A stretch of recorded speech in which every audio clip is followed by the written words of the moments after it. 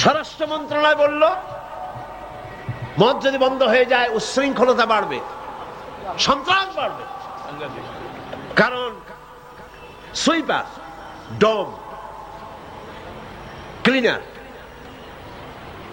এই সমস্ত মানুষগুলি এগুলি তারা খায়। যদি তাদের খাইতে দেওয়া না হয় তাহলে তারা উচ্ছৃঙ্খল হবে এবং তারা নানান রকমের সন্ত্রাসে লিপ্ত হবে। কাজেই সন্ত্রাস বন্ধ করার জন্য এটা থাকা দরকার। ইন্না লিল্লাহি ওয়া ইন্না ইলাইহি রাজিউন। খুব হতাশ হলাম এবং মনে মনে ভাবতে থাকলাম যে আল্লাহ, আজকের এই মিটিং এর ছবি তো তোমার ক্যামেরা ধারণ করছে। কিয়ামতের দিন এই লোকগুলি কি জবাব দেবে তোমার দরবারে? আমি তো আমার বাপের বিল নিয়ে হাজির হই নাই, আমার বাপের বিল তো নিয়ে হাজির হই নাই। এরপরে পররাষ্ট্র মন্ত্রণালয়ের পক্ষ থেকে বলা হলো আমরা গরিব দেশ। যুক্তি দেখুন, আমরা গরিব দেশ, ডোনাররা আমাদেরকে সাহায্য দেয়, বিদেশি সাহায্যদাতারা, দাতা গোষ্ঠী, তারা আমার দেশে সাহায্য নিয়ে আসে। ওনাদেরকে যদি একটু মজু না দিতে পারি তো দিলাম কি? একটু মেহমানদারি তো করা উচিত। এই মেহমানদারি না করতে পারলে আমরা তো সর্বনাশ হয়ে যাবে দেশ। সুতরাং এটা বন্ধ করার অর্থই হলো বিদেশি সাহায্য বন্ধ হয়ে যাওয়া। এইভাবে বিভিন্ন মন্ত্রণালয় বলতে লাগলেন আর আমি বসে বসে কুইনিয়ান গিলতে লাগলাম। সর্বশেষ ইসলামী ফাউন্ডেশন সভাপতি সাহেব বললেন, ইসলামী ফাউন্ডেশনের ডিজি সাহেব, তার নামের আগে একটা মৌলানা লাগানো আছে। তিনি বললেন, মৌলানা সাহেব আপনি বলেন। আমি এই লোকটার চেহারা জীবনে দেখি নাই, ওই প্রথম দেখলাম। আমি ভাবলাম অন্তত সে যাই হোক, নামের আগে যখন একটা মৌলানা আছে, জি, তাহলে উনি এই বিলের পক্ষে কথা বলবেন, আমার ধারণা হলো। কিন্তু সর্বনাশ, তিনি বললেন কি, আহা, চাকরি করতে গিয়ে মানুষ এইভাবে ইমান বিক্রি করে?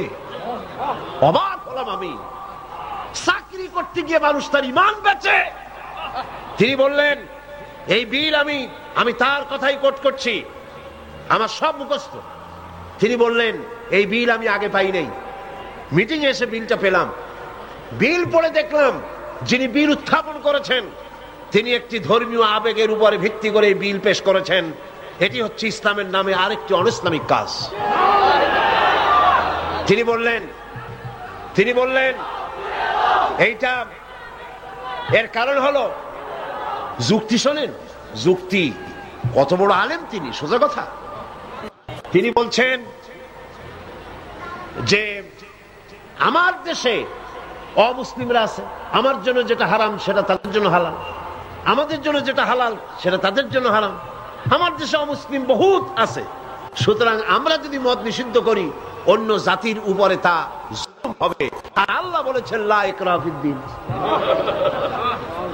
ইসলামে কোনো বাড়াবাড়ি নেই। তিনি আরো এক ধাপ এগিয়ে গেলেন। তিনি বললেন, শুধু এই বিলের ব্যাপারেই নয়, বাংলাদেশের সংবিধানের মধ্যে আল্লাহর উপর ঈমান এবং অবিচল আস্থার কথা বলেও অমুসলিমদের উপরে, সংখ্যালঘুদের উপরে প্রেসার ক্রিয়েট করা হয়েছে, জুলুম করা হয়েছে। এই বক্তব্য শেষ হওয়ার পর আমাকে সময় দিল, কপাল খারাপ, মাগরিবের বাকি তখন 10 মিনিট, সামান্য সময় পেলাম।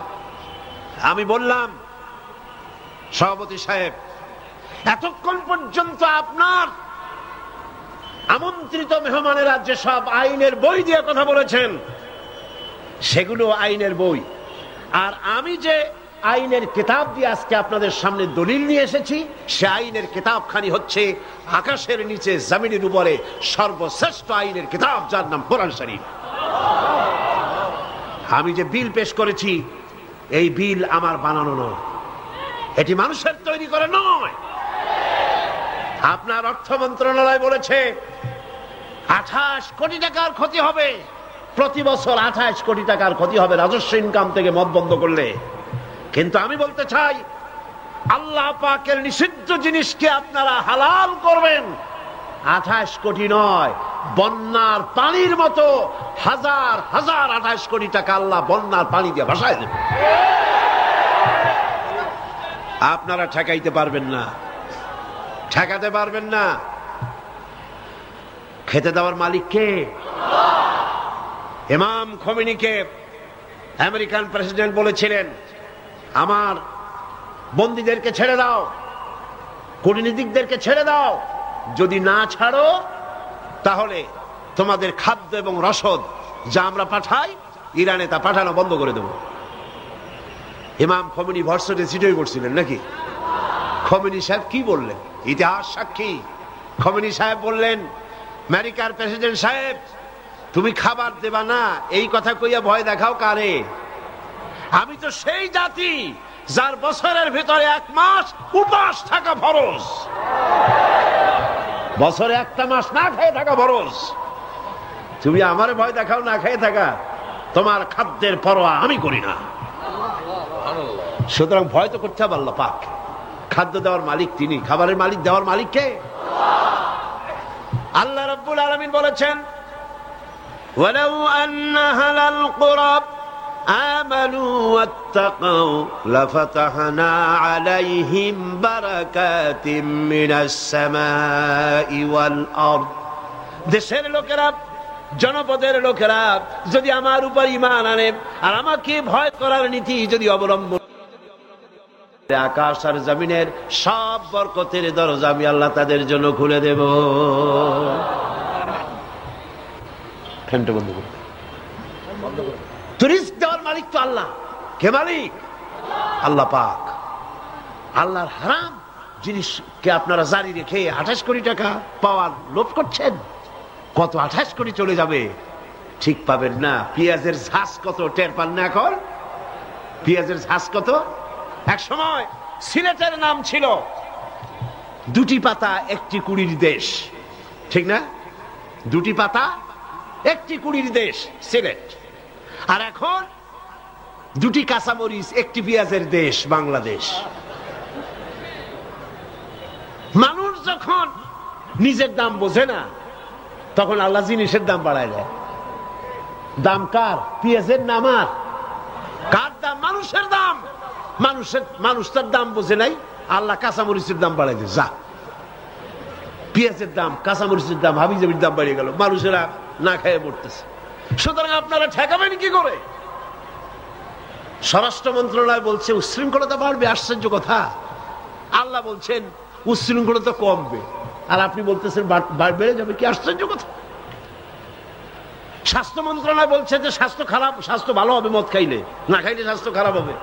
রাসূলুল্লাহ বলেছেন মদ কোন ওষুধ নয়, মদ নিজেই ব্যাধি, এটা নিজেই রোগ।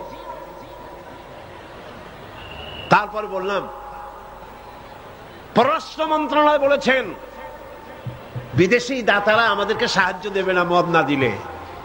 কেন? পৃথিবীর বড় মোড়ল বিল ক্লিন্টন সাহেব, হ্যাঁ, লম্পটের সর্দার, ওই সর্দার সাহেব যদি আসেন আর যদি বলে যে আমাকে মদ এবং সেই সাথে আরজা লাগে পাঠাও, আপনি কইতে পারবেন না? আপনি তো মুসলমান, মুসলমানদের সরকার। আপনি বলেন, যদি মুসলমানের সরকার হিসাবে দাবি করেন তা আপনাকে বলতে হবে ক্লিন্টন সাহেব, এ বাংলাদেশ হচ্ছে পৃথিবীর 2য় বৃহত্তম মুসলিম দেশ, এখানে মদ পাওয়া যায় না। মদ খাওয়া লাগে দিল্লি যায় খাও।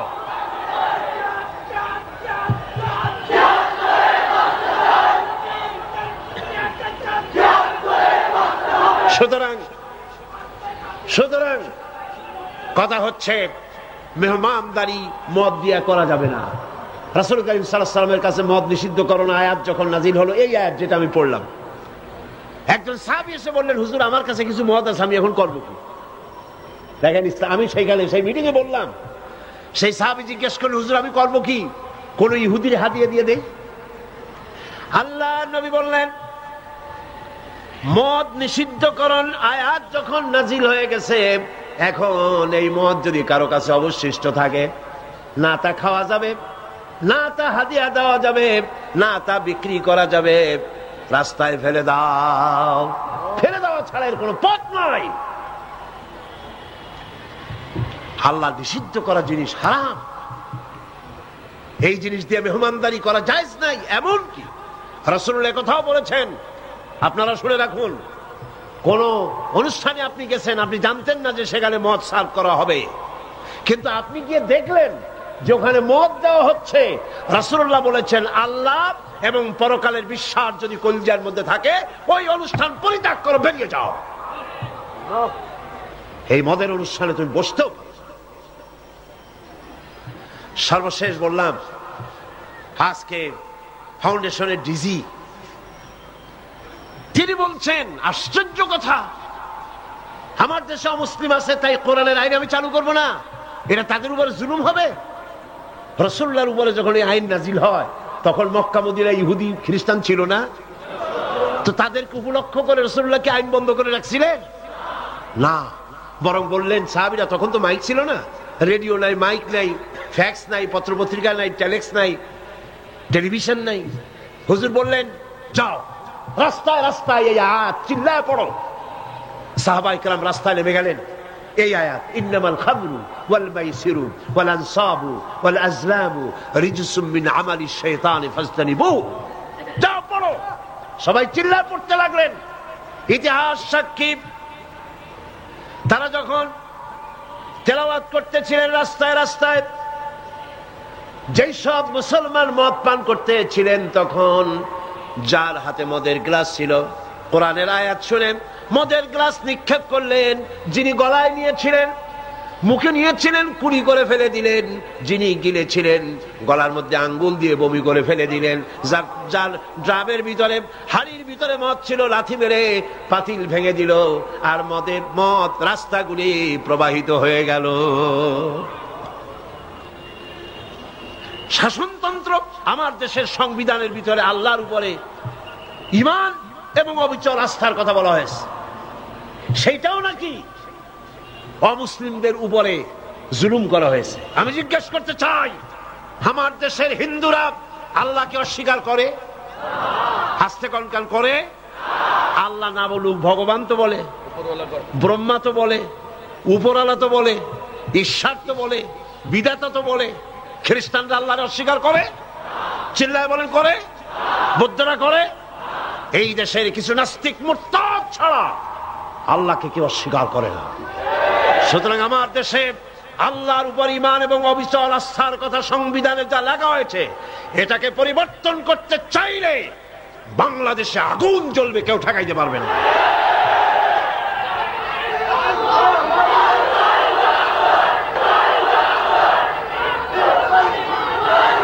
আজ আমার বক্তৃতার ভূমিকায়, তাফসীরের ভূমিকায় এনেছিলাম রাজনৈতিক নেতাদের মতো আল্লাহ দলীয়করণের অপবিত্রতা থেকে সম্পূর্ণ চিরকালের জন্য মুক্ত, ঠিক কিনা? বর্তমান সরকার দলীয়করণ করতে করতে এমন একটা লোককে ইসলামী ফাউন্ডেশনের ডিজি বানিয়েছে, সারা জীবন এদেশের কাদিয়ানীদের পৃষ্ঠপোষক, এদেশের নাস্তিক এবং মুরতাদদের খালাতো ভাই, এদেশের আলেম সমাজে তার 4 পয়সার দাম নাই। এদেশের আলেমরা তাকে আলেম হিসাবে চেনে। সুতরাং সরকারের যদি এদেশের আলেমদের প্রতি শ্রদ্ধা থাকে, তাহলে এই লোককে, এই কাদিয়ানীদের দোসর, নাস্তিক মুরতাদদের গোলাম ফাউন্ডেশন থেকে বের করে দাও।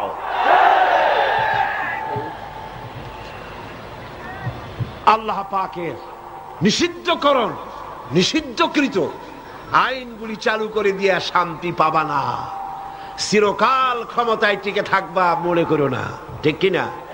চিরকাল কেউ ক্ষমতায় থাকতে পারবে? পারবে না। যত স্ক্রু টাইট দাও, যখন আল্লাহর হুকুম আসবে তখন সিংহাসন সুদ্ধা উল্টা চিত হয়ে পড়বা, কেউ ঠেকাইতে পারবে না। পারবে কেউ ঠেকাতে?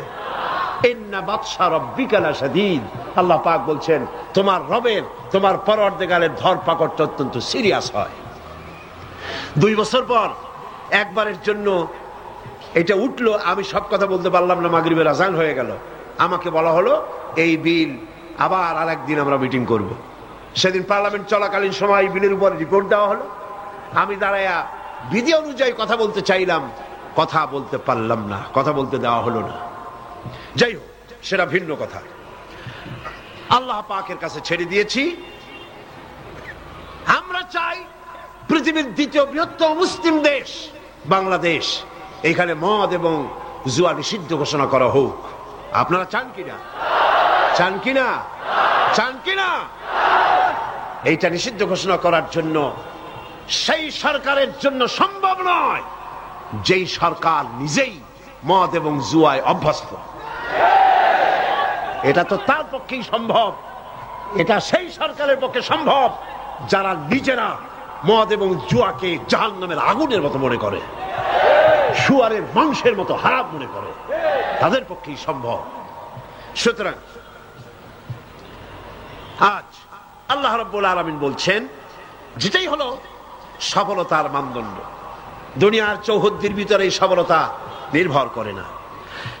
সূরা হজে বলা হয়েছে, ইয়া আইয়ুহাল্লাযীনা আমানু রুকউ ওয়াসজুদু ওয়া'বুদু রাব্বাকুম ওয়াফআলুল খায়রা লাআল্লাকুম তুফলিহুন।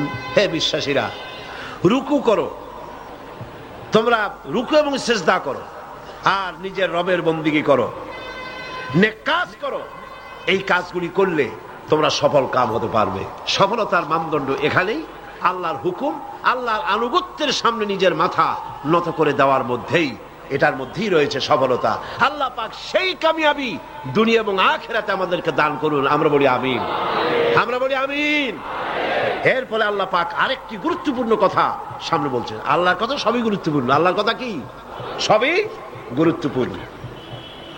আল্লাহ পাক বলেন, وَمِنَ النَّاسِ مَن يَشْتَرِي لَهْوَ الْحَدِيثِ لِيُضِلَّ عَن سَبِيلِ اللَّهِ بِغَيْرِ عِلْمٍ وَيَتَّخِذَهَا هُزُوًا أُولَئِكَ لَهُمْ عَذَابٌ مُهِينٌ। লোকেদের মধ্যে এমন লোক আছে যারা মনোমুগ্ধকর কথা কিনে আনে জ্ঞান ছাড়াই, আল্লাহর পথ থেকে মানুষকে ফিরায় রাখার জন্য। ওয়াত্তাখিযাহা হুজুয়া, আর আল্লাহর পথে মানুষ যেন চলতে না পারে সেই জন্য এই পথকে তারা হাসি এবং ঠাট্টা বিদ্রুপ করে। উলাইকা লাহুম আযাবুম মুহিন, এদের জন্য রয়েছে লাঞ্ছনাকর শাস্তি। আর কি? وَإِذَا تُتْلَى عَلَيْهِ آيَاتُنَا وَلَّى مُسْتَكْبِرًا كَأَن لَّمْ يَسْمَعْهَا كَأَنَّ فِي أُذُنَيْهِ وَقْرًا فَبَشِّرْهُ بِعَذَابٍ أَلِيمٍ। আর যখন তাকে আমার আয়াত তেলাওয়াত করে শোনানো হয়, সে দর্প ভরে অ্যাবাউট টার্ন করে, দর্প পরে পিঠ ফিরায় চলে যায়। কাল্লাম ইয়াসমাহা, যেমন সে শুনতেই পায় নাই। কান্না ফি উযনাইহি ওয়াকরা, যেন সে বধির, কালা, আমার কথা যেন শুনিই নাই, এমনই অবস্থা। এই লাহওয়াল হাদিস, এই জিনিসটাকে এটা বুঝতে হবে। এই মুহূর্তে সবচাইতে জরুরি কথা লাহওয়াল হাদিস। এগুলো হচ্ছে একদিকে আল্লাহর পক্ষ থেকে পথ নির্দেশনা আসছে, অনুগ্রহ আসছে, সেটার নাম হচ্ছে, সেটা দিয়ে লোকেরা লাভবান হচ্ছে, তার নাম কিতাব কোরআন শরীফ। তার নাম কি? কোরআন শরীফ। অন্যদিকে ওই সব সৌভাগ্যবান ব্যক্তির পাশাপাশি এমন দুর্ভাগা লোকেরাও রয়েছে যারা আল্লাহর আয়াতের মোকাবেলায় ভিন্ন পদ্ধতি গ্রহণ করেছে। সেটা কি? তারা বিভিন্ন মনোমুগ্ধকর কথা বিভিন্ন জায়গা থেকে আমদানি করেছে। হাদিস শরীফে এসেছে, নজর ইবনে হারিস, কুরাইশদের এক ব্যক্তি, সে বলল, তোমরা মুহাম্মদ সাল্লাল্লাহু আলাইহি ওয়াসাল্লামের বিরোধিতা করে কিছু করতে পারবে না, কারণ তারে তোমরা বলছো মিথ্যাবাদী, না তারে তোমরা বলছো যে তিনি গণ, তিনি জাদুকর। এই কথা বলে তোমরা কুল পাবে না, কারণ তিনি এই সমাজের ভেতরেই বেড়ে উঠেছেন, জিন্দেগিতে তিনি একটি মিথ্যা কথা বলেন নাই, কাউকে ঠকান নাই, কারোর সঙ্গে প্রতারণা করেন নাই। এই লোকের বিরুদ্ধে এই সমস্ত কথা বলে তোমরা কুলাইতে পারবে না। তবে আমি এই ধান্দাবাজি তোমরা ছাড়ো, কোরআন শরীফের কাছে যাতে মানুষ না যায়। মানুষগুলি হেদায়েত হচ্ছে কি কারণে? এক রসুল দেখে আর এক কোরআন শুনে। কারণ কয়টা? দুইটা। কয়টা কারণ? রাসূলুল্লাহর চেহারা দেখে, রাসূলুল্লাহর ব্যবহারে ইসলামের দিকে আকৃষ্ট হচ্ছে, আর কোরআন শুনে মানুষ পাগল হয়ে যাচ্ছে। সুবহানাল্লাহ। নবীজি যখন তেলাওয়াত করতেছেন, কাফের বেঈমানেরা চতুর্দিক থেকে দাঁড়ায় যাচ্ছে।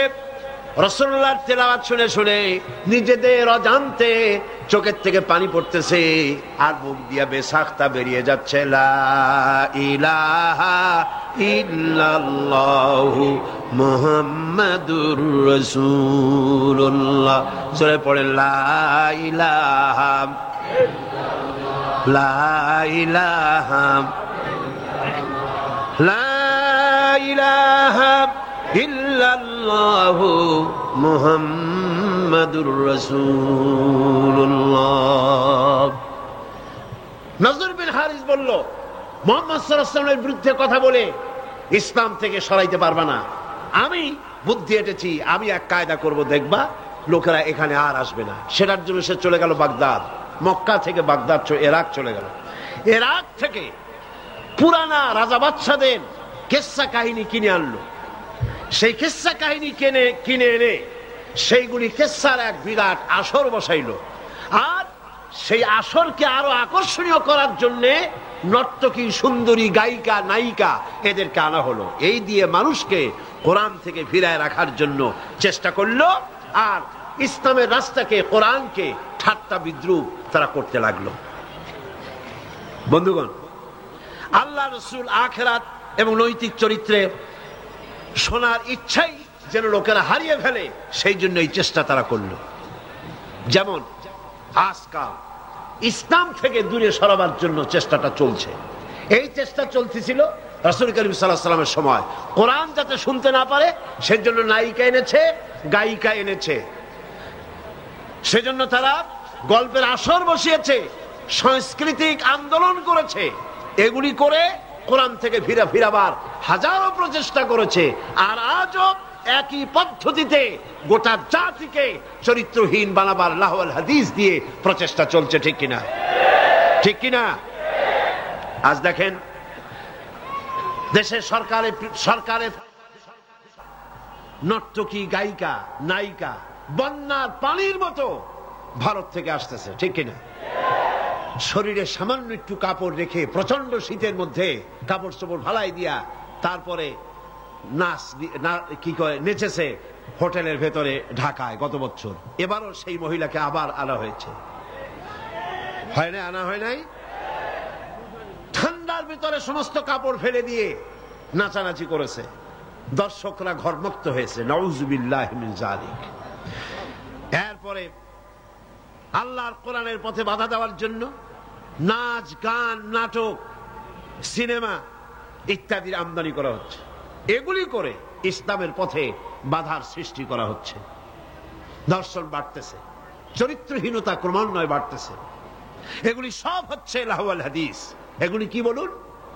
লাহওয়াল হাদিস। এই লাহওয়াল হাদিস থেকে আল্লাহ পাক বাঁচার জন্য বলেছেন, যারা কেনে এই লাহওয়াল হাদিস, যারা কেনে অর্থাৎ নিরর্থক, মনোমুগ্ধকর, আকর্ষণীয়, আল্লাহর পথ থেকে ফিরাবার যত ব্যবস্থা আছে সবগুলি হচ্ছে লাহওয়াল হাদিস। এগুলি তারা কেন করে?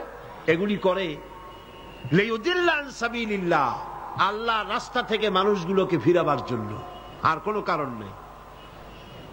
মুন্সিগঞ্জে আমার এক মাহফিল ছিল গত শুক্রবার দিন, মুন্সিগঞ্জ, নারায়ণগঞ্জের এপার। সেই জায়গায় প্রোগ্রামটা আমার শুক্রবার দিন প্রোগ্রাম হবে সকাল 8টায়, একটা দোয়ার মাহফিল। সেই মাহফিলে গিয়ে রাতের বেলায় মঞ্চ, গেট পোড়াই দিয়েছে। মাহফিল যাতে না হতে পারে সেজন্য সরকারি ছত্র ছায়ায় এই কাজটি সেখানে করা হয়েছে। আমি শুনে বললাম, যারা এই কাজটা করলো তারা তো মাহফিলের প্যান্ডেলে আগুন দেয় নাই, নিজেদের তকদিরে আগুন লাগাইছে। নিজেদের তকদিরে আগুন লাগাইছে।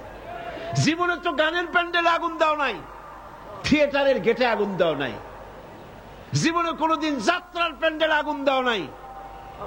সেই প্যান্ডেলটা আগুন দিলা যেখানে বসে কোরআনের কথা বলা হয়, যেখানে হাদিসের কথা বলা হয়। আগুন কপালে দিয়েছো, তকদিরে পোড়াইছো। যে হাত দিয়ে কোরআনের মাহফিলের মঞ্চর প্যান্ডেল পোড়ানো হয়েছে, এই হাত তো সাথে থাকার কথা নয়।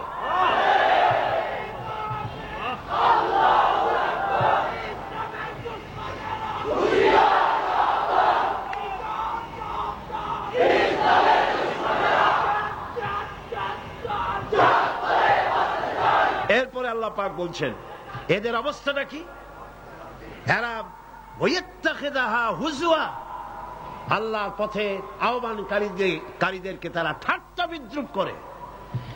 লিয়ুদিল্লা আন সাবিলিল্লাহ, একদিকে তো আল্লাহর রাস্তায় বাধা সৃষ্টি করে যাতে করে আল্লাহর পথে আসতে না পারে, তার জন্য হাজারো প্রচেষ্টা করে। 2 নম্বরে ঠাট্টা বিদ্রূপ করে ইসলামওয়ালা, টুপিওয়ালা, নামাজওয়ালা, দাড়িওয়ালা, নানান কথা বলিয়া ইসলাম যারা করে তাদেরকে ঠাট্টা এবং বিদ্রূপ করে। আল্লাহ বলেন এই যে লাঞ্ছনা করতেছ নবীকে, কোরআনকে, ইসলামকে, ইসলামের দায়ীদেরকে, আর আমি তোমাদের জন্য তোমরা যে ইসলামকে লাঞ্ছনা করছো, মুসলমানদেরকে লাঞ্ছিত করছো, এই জন্য আমি আল্লাহ তোমাদের জন্য রেখেছি উলাইকা লাহুম আযাবুম মুহিন। ইসলামকে যারা লাঞ্ছিত করছো, মুসলমানদেরকে যারা লাঞ্ছনা দিচ্ছ, তোমাদের জন্যই লাঞ্ছনাদায়ক শাস্তি আমি আল্লাহ রেখে দিয়েছি কিয়ামতের দিন। এদের অবস্থাটা কি? আল্লাহ বলেন এদের অবস্থা হচ্ছে ওয়াইদা তুতলা আলাইহি আয়াতুনা ওয়াল্লা মুস্তাকবিরান কাআন লাম ইয়াসমাহা কাআন্না ফি উযনাইহি ওয়াকরাব। এদেরকে যখন আল্লাহর আয়াত তেলাওয়াত করে শোনানো হয়, দর্প করে পিঠ ফিরায় চলে যায়, আমল দিতে চায় না। আল্লাহ বলেন এমন ভাবে অহংকারে ফিরে যায়, কান্না ফি উযনাইহি ওয়াকরা, মনে হয় যেন কানা বধির, শুনি নাই। ফাবাশশিরহু বিআযাবিন আলীম, এদেরকে কঠিন শাস্তির সুসংবাদ দাও। কঠিন শাস্তির কি দাও? কঠিন শাস্তির কি সুসংবাদ হয়? কি হয়? দুঃসংবাদ। আল্লাহ বলছেন কি? সুসংবাদ। এটা একটা দৃষ্টান্ত দিলে আপনারা বুঝবেন। আমি মাঝে মধ্যে এটা দৃষ্টান্ত দিয়ে এভাবে বুঝাই। ছেলে যদি মায় কন্ট্রোল করতে না পারে, খুব দুষ্ট ছেলে, মায় কন্ট্রোল করতে পারে না, মা তখন বলে আমার কথা তো শুনলি না, দাঁড়া অপেক্ষা কর, তোর বাবা আসবে, আমি তার কাছে বলবো। এমন পিঠটি লাগাবে, তখন মজা টের পাবি। পিটালি কি মজা লাগে নাকি? তাহলে এটা বলছে কেন? শাস্তির তীব্রতা বুঝাবার জন্য। সেই জন্য আল্লাহ পাক বলছেন ফাবাশশিরহু, এদেরকে সুসংবাদ শোনাও। পীড়াদায়ক, যন্ত্রণাদায়ক শাস্তি এদের জন্য রয়েছে যারা ইসলামের পথে বাধা দেয় আর ইসলামকে গিয়ে যারা ঠাট্টা বিদ্রূপ করে। মরিয়া দেখো, তারপরে টের পাবা। এখন তো কিছু আল্লাহ কবে না। আল্লাহ খুব, আল্লাহ ধৈর্য আমাদের চাইতে কম না বেশি? সুবহানাল্লাহ, সুবহানাল্লাহ, কম সুবহানাল্লাহ।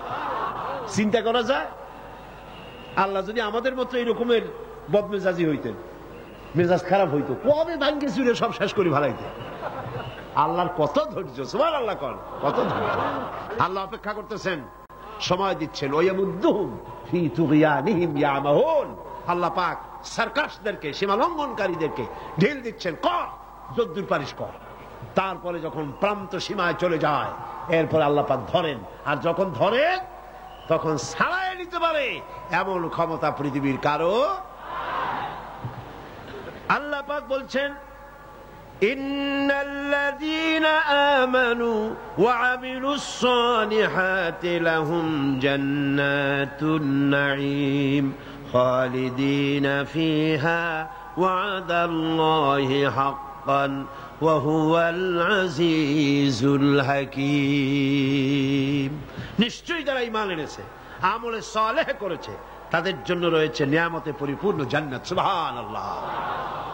গালাগালি সহ্য করো, তোমরা গালাগালি সহ্য করো, মার সহ্য করো, অত্যাচার সহ্য করো, জুলম সহ্য করো, আর নিজেদের কদমকে মজবুত করো, দ্বীনকে প্রতিষ্ঠার পথে এগিয়ে যাও।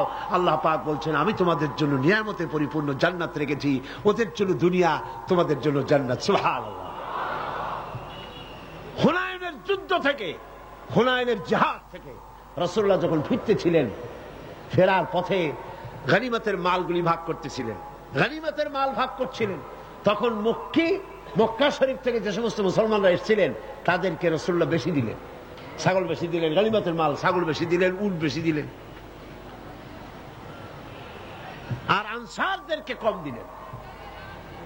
হযরত সাদ রাদিয়াল্লাহু তাআলা আনহু, যিনি আনসারদের নেতা ছিলেন, তিনি রাসূলুল্লাহকে বললেন হুজুর, বন্টন যা করলেন এতে কিন্তু আনসারেরা একটু নারাজ হয়ে গিয়েছে, তারাই বেশি স্যাক্রিফাইস করলো, অথচ গনিমতের মাল তারা কম পেয়ে গেল। হুজুর বললেন তোমার মত কি? কয় আমিও ওই রকমই, অর্থাৎ ওইটাই সমর্থন করি, আমাদেরকে একটু বেশি দেওয়া উচিত ছিল। রাসূলুল্লাহ কি বললেন? সুবহানাল্লাহ। রাসূলুল্লাহ বললেন একটু পরেই তুমি দৃশ্যটা দেখবা, ও সাদ, ও আনসারেরা, একটু পরেই দৃশ্যটা দেখবা। মক্কায় যারা ফিরে যাবে তারা নিয়ে যাবে উট, ভেড়া, ছাগল, আর মদিনায় যারা ফিরে যাবে তারা নিয়ে যাবে আল্লাহ রাসূলকে সাথে নিয়ে যাবে, কোনটা বেশি? সুবহানাল্লাহ। দুনিয়ায় ঠাট্টা করে, বিদ্রুপ যারা করে, গালাগালি করে, সহ্য করো এবং তাহাম্মুলের সাথে পরিস্থিতির মোকাবেলা করো। আল্লাহ পাক বলছেন অপেক্ষা করো, ওদের জন্য দুনিয়ায় সব শেষ, যত সেলুট এইখানে শেষ। এরপরে সেলুট শুরু হবে কবরের মধ্যে নিয়ে, আসল সেলুট, ঠিক পাইছেন? আসল সেলুট শুরু হয়ে যাবে কবরের মধ্যে গিয়া। আগ পর্যন্ত যদ্দূর পারো করো। আর মুসলমানদের দুঃখ দুর্দশা ইমানদারদের জন্য মওতের আগ পর্যন্ত শেষ। এরপরে আল্লাহ পাক বলেছেন চিরস্থায়ী জান্নাত দেব, খালিদিনা ফিহা আবাদা, চিরকাল জান্নাতের মধ্যে থাকবা। সুবহানাল্লাহ। তবে এখানে আপনি সবর করে থাকবেন। আমার কথার ভুল অর্থ করবেন না যে আমরা শুধু মার খেতে থাকবো আর সবর করব, আর মাতবাড়ি, রাজনীতি, সমাজনীতি, ক্ষমতা, সব দেশের ফাসেক, ফুজ্জার, সারাবি, জানি, কাবাবি, ওরা থাকবে মাথার উপরে, আর আমরা খালি সবর করে যাব না। কথা কিন্তু সেটা না। কথা হচ্ছে ধৈর্যের সাথে পথ অতিক্রম করেন, মঞ্জিলের পানে এগিয়ে যান। মঞ্জিল কি? কোরআনের আইন চালু হওয়া। মঞ্জিল কি? আল্লামা ইকবাল বলেছেন মঞ্জিলের দিকে এগিয়ে যাও, মঞ্জিলের পথে গন্তব্যে এগিয়ে চলো, সেই পর্যন্ত চলতে থাকো যতক্ষণ পর্যন্ত তোমার নাকের থেকে শ্বাস আসা যাওয়া করে।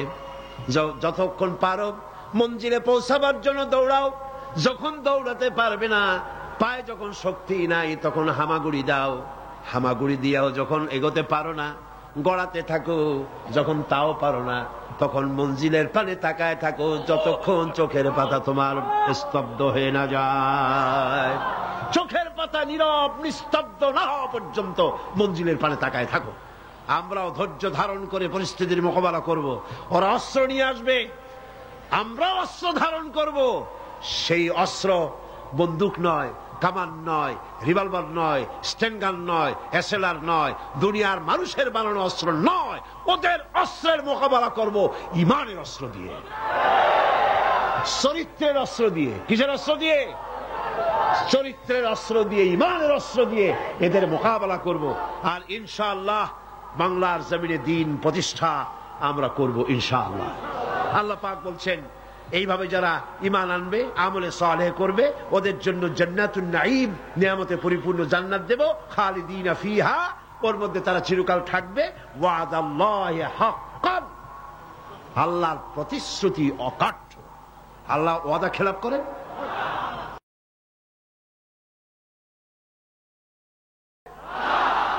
কখনো নয়। অকাট্য প্রতিশ্রুতি অভ্যাসে পরিণত হয়ে যায়। নামাজ তাকে আল্লাহর হুকুম মানার জন্য স্থায়ী অভ্যাস বানায়। তার মানে 5 ওয়াক্ত নামাজে প্রতিদিন 5 ওয়াক্ত নামাজে হাজির হওয়ার অর্থই হলো আল্লাহ পাকের হুকুমের প্রতি আনুগত্যের মস্তককে অবনত করে আপনি দিচ্ছেন। বলেন সুবহানাল্লাহ। এই গুণ যদি আপনার মধ্যে থাকে, আপনি সৎকর্মশীল হতে পারবেন যদি আপনার মধ্যে নামাজ থাকে।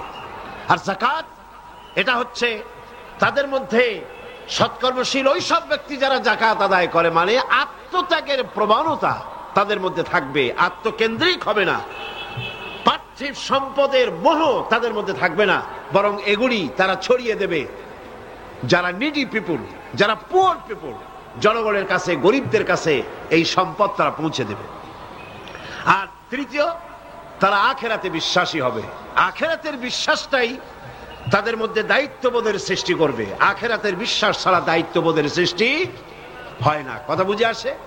একটা দোকান, দুটি দোকান, একটি দোকানের কর্মচারী সে জানে যে তার দোকানের মালিক দোকানে আসে না, হিসাব কিতাবের খাতা নাই, বছরের শেষে কোনো হিসাব কিতাব নাই। এই দোকানে লাল বাতি জ্বালাইতে সময় লাগবে? এই দোকানে লাল বাতি জ্বলবে তাড়াতাড়ি করে।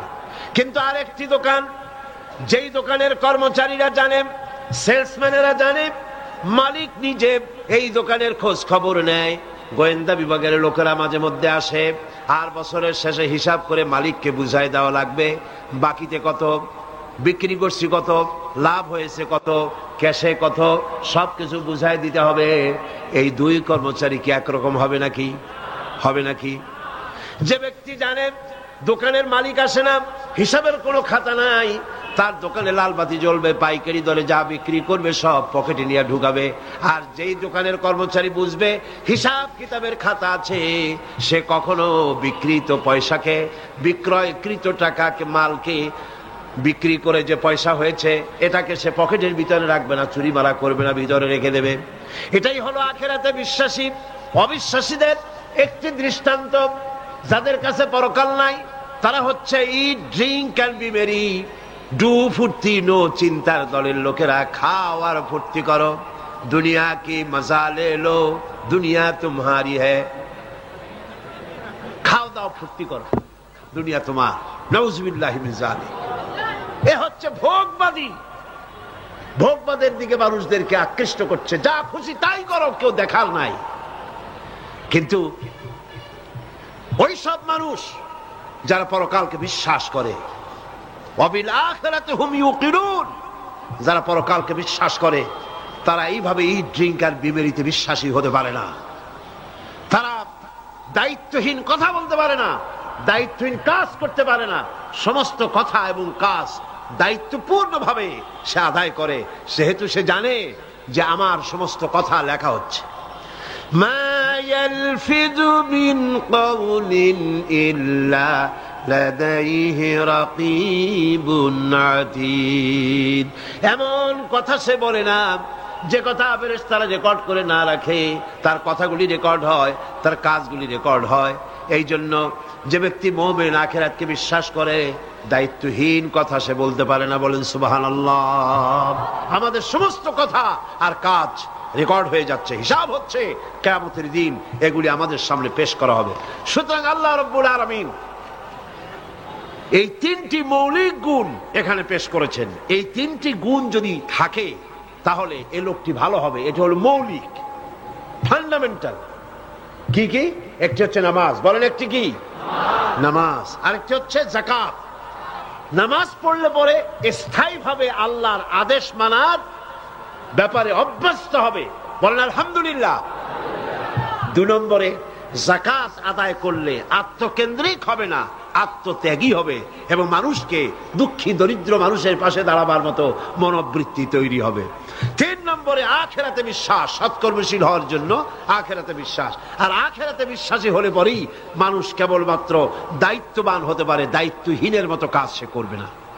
এদের সম্পর্কে আল্লাহ পাক বলেন, উলাইকা আলা হুদাম মির রাব্বিহিম ওয়া উলাইকা হুমুল মুফলিহুন। এরাই হচ্ছে তার রবের পক্ষ থেকে, আল্লাহ পাকের পক্ষ থেকে এরা হচ্ছে হেদায়েত প্রাপ্ত, সঠিক পথ প্রাপ্ত, আর এরাই হচ্ছে সফল কাম। এবার এরাই সফলতার শীর্ষে আল্লাহ পাক এদেরকে পৌঁছে দেবেন। এখন সফল কাম হওয়া এর একটি ব্যাখ্যা আছে। আমরা মনে করি দুনিয়ার বুকে এমপি হতে পারলে, মন্ত্রী হতে পারলে, ইন্ডাস্ট্রির মালিক হতে পারলে, চেয়ারম্যান হতে পারলে, প্রেসিডেন্ট হতে পারলে, প্রধানমন্ত্রী হতে পারলে জীবন আমার সফল হয়ে গেল। বাড়ি আছে, গাড়ি আছে, জীবন সফল হয়ে গেছে। এই সফলতা এবং বিফলতার ব্যাখ্যা সূরা আসরের মধ্যে এখানে আমরা পেশ করেছি, মনে আছে না? মনে না থাকলে সেই ক্যাসেটগুলি আবার শুনে নেবেন। কিন্তু সফলতা, সফলতা এবং ব্যর্থতা দুনিয়ার চৌহদ্দির ভিতরে সীমাবদ্ধ, এটা মনে করলে মারাত্মক ভুল করা হবে। দুনিয়ার এই চৌহদ্দির ভিতরে সফলতার বিফলতার মানদণ্ড সীমাবদ্ধ নয়, বরং আমাদের আরেকটা জীবন আছে। যারা পরকালের জীবনকে বিশ্বাস করে না, তারা দুনিয়ার সফলতায় বিশ্বাসী। কথা বুঝতে পেরেছেন? তারাই পৃথিবীতে মারিং কাটিং করে সমানে খায়, সমানে মারে, যা খুশি তাই করে। আর যারা পরকালকে বিশ্বাস করে তারা এগুলি করতে পারে না। এই জন্যে জীবনের সফলতা আসল সফলতা হবে কিয়ামতের দিন। আল্লাহ রাব্বুল আলামিন তার বান্দাকে যদি মাফ করে দেন, যদি দয়া করে জান্নাত দান করেন, এটাই হলো জীবনের সফলতা। সুবহানাল্লাহ। আল্লাহ পাক বলছেন সাফল্যের কোরআনী ধারণা ভিন্ন রকম। সূরা বাকারার প্রথম দিকেই বলা হয়েছে জীবন সফল হওয়ার জন্য কি কি করা লাগবে। আল্লাযীনা ইউমিনুনা বিল গায়বি ওয়া ইউকিমুনাস সালাতা ওয়া মিম্মা রাযাকনাহুম ইউনফিকুন। জীবন যাদের সফল হবে তাদের গুণ বর্ণনা করা হচ্ছে। শোনেন, আল্লাহ পাক বলছেন যারা নাকি গায়েবকে বিশ্বাস করবে, অদৃশ্যকে বিশ্বাস করবে। আমরা বিশ্বাস করছি কিনা? আর যারা জবাব দিলেন না তারা বুঝি করেন নাই। অদৃশ্য বোঝেন তো? অদৃশ্য কি? আল্লাহ পাক। আল্লাহ পাকের দেখি না কিন্তু বিশ্বাস করি নাই। এত আস্তে করলেন কেন? বিশ্বাস করছি কিনা? অবশ্যই করেছি, 1000 বার করেছি, জীবনের বিনিময় করি। আল্লাহ পাক আছেন, ছিলেন, আছেন, থাকবে। হুয়াল হাইয়ুল কাইয়্যুম। গায়বকে যারা বিশ্বাস করে, যারা নামাজকে প্রতিষ্ঠা করে এবং নিজের রিস্ক থেকে যা সে ইনকাম করে তার থেকে আল্লাহর রাস্তায় খরচ করে। আর কি? ওয়াল্লাযীনা ইউমিনুনা বিমা উনজিলা ইলাইকা ওয়া মা উনজিলা মিন ক্বাবলিক ওয়া বিল আখিরাতি হুম ইউকিনুন।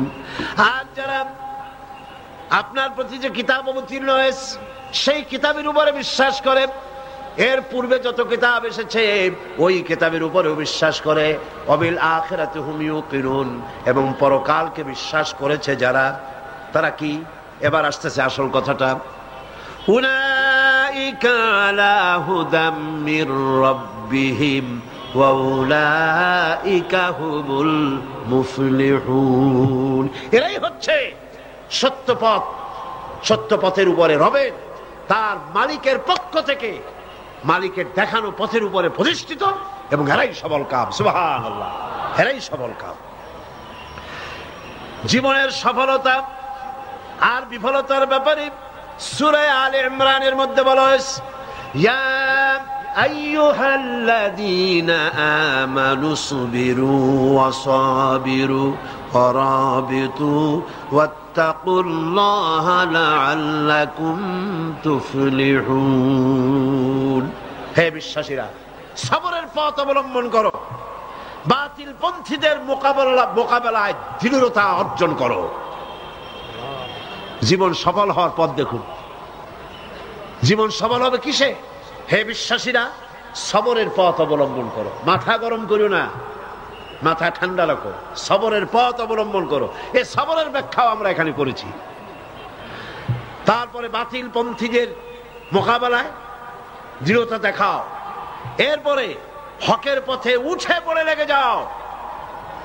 আশা করা যায় তোমরা সফল কাম হবে। সুবহানাল্লাহ। আশা করা যায় তোমরা সফল হতে পারবে। সফলতার মানদণ্ড সম্পর্কে সূরা মায়েদায় বলা হয়েছে, ইয়া আইয়ুহাল্লাযীনা আমানুত্তাকুল্লাহা ওয়াবতাগু ইলাইহিল ওয়াসিলা ওয়াজাহিদু ফি সাবিলিহি লাআল্লাকুম তুফলিহুন। জীবনের সফলতা এই ব্যাখ্যা নেব কার কাছ থেকে? বলেন না কার কাছ থেকে? কোটি টাকার মালিক হলে জীবনের সফলতা আসে না। গাড়ি বাড়ি ইন্ডাস্ট্রির মালিক হলে, ক্ষমতায় গেলে জীবনের সফলতা দুনিয়ার চৌহদ্দির ভিতরে সীমাবদ্ধ নয়। ব্যাখ্যা নেব কার কাছ থেকে? ওই আল্লাহ পাক বলছেন, হে বিশ্বাসীরা, জীবন তোমার সফল হবে আল্লাহকে ভয় করো। কারে ভয় করতে হবে? রাষ্ট্রকে, পুলিশকে, আর্মিকে, প্রধানমন্ত্রীকে, প্রেসিডেন্টকে। কারে ভয় করতে হবে? জোরে চিল্লা এখন। আল্লাহ রাব্বুল আলামিনকে ভয় করো। আর আল্লাহর নৈকট্য, আল্লাহর দরবারে পৌঁছার জন্য নৈকট্য অবলম্বন করো, নৈকট্য লাভের অনুসন্ধান করো।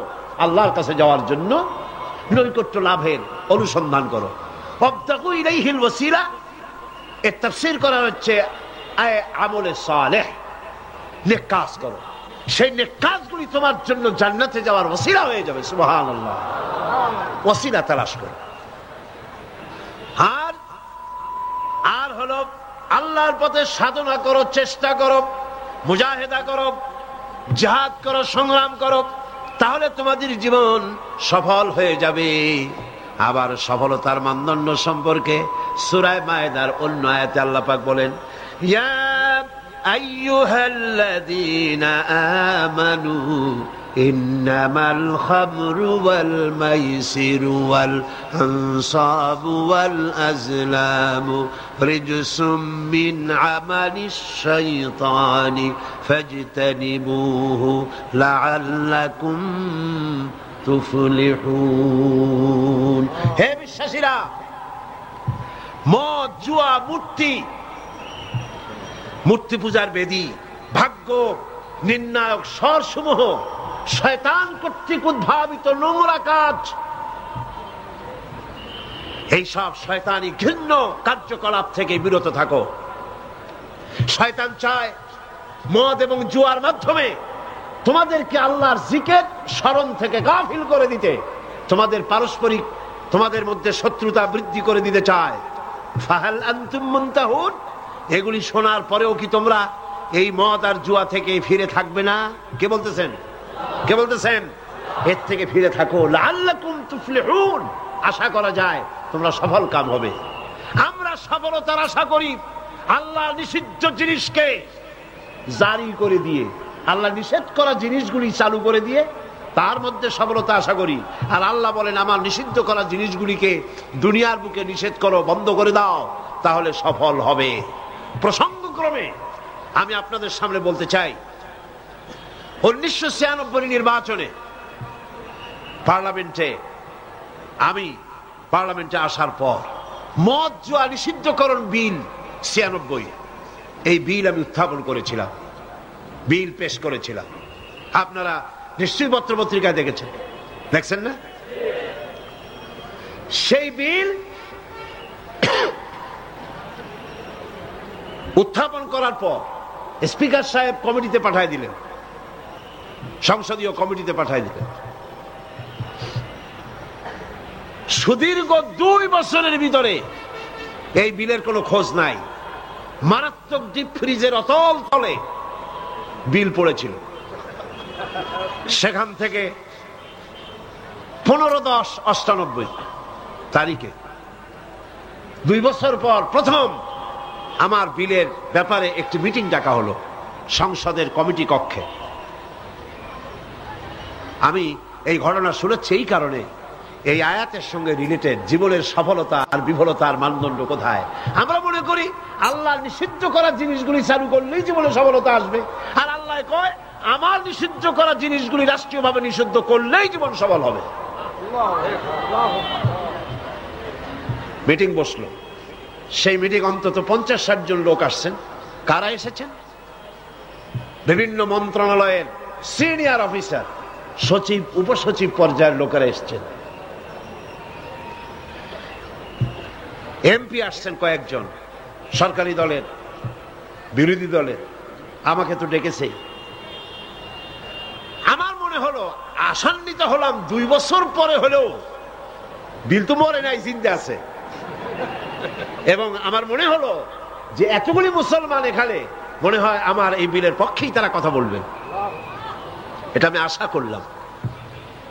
আমাকে যিনি সভাপতিত্ব করছিলেন, তিনি আমাকে বললেন, আপনি আগে কথা বলবেন না, সকলের বলা শেষ হবে তারপর আপনি বলবেন। সবটা শুনিয়া বললাম ঠিক আছে। শুরু হলো এই বিলের ব্যাপারে বলা, আলোচনা শুরু হলো। বিলের ব্যাপারে ফাইল তৈরি হয়েছে, এত বড় আমার কাছে ফাইল আছে। বিভিন্ন মন্ত্রণালয় মদ নিষিদ্ধ করলে, জুয়া নিষেধ করলে এই দেশের কি হবে, এই ব্যাপারে তারা তাদের মন্তব্য দিয়েছে। মন্ত্রণালয়ের মন্তব্য, জাতিসংঘ কি ফতোয়া দিয়েছে তাও আছে, সার্ক এ ব্যাপারে কি ফতোয়া দিয়েছে তাও আছে। এত বড় ফাইল। শুরু হলো প্রথমেই অর্থ মন্ত্রণালয়। সভাপতি সাহেব বললেন, আপনি বলেন এই বিলের ব্যাপারে। অর্থ মন্ত্রণালয় বলল, মাননীয় সভাপতি, যদি এই বিল কার্যকরী হয়, মদ যদি বন্ধ করে দেওয়া হয়, তাহলে আমার দেশ প্রতি বছর 28 কোটি টাকার রাজস্ব ইনকাম থেকে মাহরুম হয়ে যাবে। স্বাস্থ্য মন্ত্রণালয় বলল মদ যদি না থাকে জনগণের স্বাস্থ্য শেষ।